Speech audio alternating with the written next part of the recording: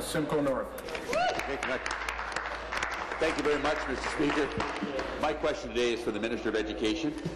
Minister, the Ombudsman in his scathing report says there are 800,000 children in independent child care in Ontario up to the age of 12. The Minister of Education reports they have 292,000 licensed spots in Ontario, covering children up to 12 years of age as well. These spots are full, and tens of thousands of children are on subsidized waitlists. According to a survey by the Child Care Providers Resource Network, 40% of independent child care providers will close their doors if Bill 10 passes with the proposed racial restrictions.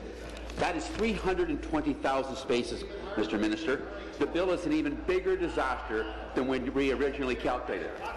Minister, are you really going to push this disastrous bill through this House without proper consultation across this province?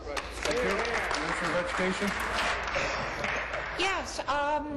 I think I need to comment on selective use of the Ombudsman, because if you actually look at the breadth of the Ombudsman's report, what he's saying is we need to make changes to the way child care supervision works in Ontario, and we need to make it quickly.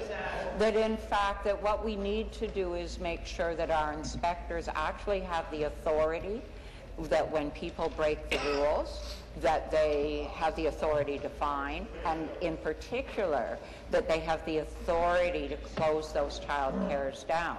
So yes, we agree with the Ombudsman that it is urgent that we pass Bill 10 and implement his recommendations. Thank you. Supplementary. Well, Mr. Speaker, the Ombudsman clearly indicated that this Ministry of Education did not do its job. And Minister, the average cost of licensed care is $140 per month more for independent child care providers than for licensed ones. With the loss of a possible 320,000 spaces, that will cost young families in Ontario an average of $44.8 million more per month. That's per month. And that's if there was even a remote chance of a licensed daycare spot that you brag about. And it's not including the loss of income for roughly 60,000 independent child care providers who don't mind being regulated or licensed or have a registry. If I'm wrong on these numbers, can you enlighten this House with the numbers that you actually have and you're going to pass this bill on?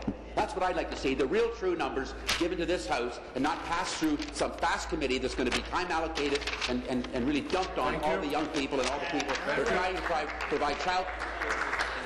Thank you. Supplementary.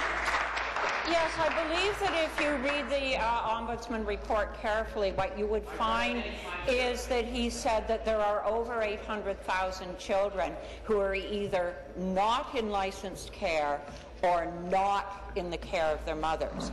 Included in that 800,000 are the people who who don't have child care at all, so all those 11 and 12-year-olds who are home alone, all those kids who go to grandma's house, all those kids who have a nanny, all those kids who have a babysitter. So in fact, the number that you're using to do your calculations on, which is 800,000 kids in unlicensed child care, is factually incorrect. So your calculations don't work. But let's go back to the real issue here, Speaker.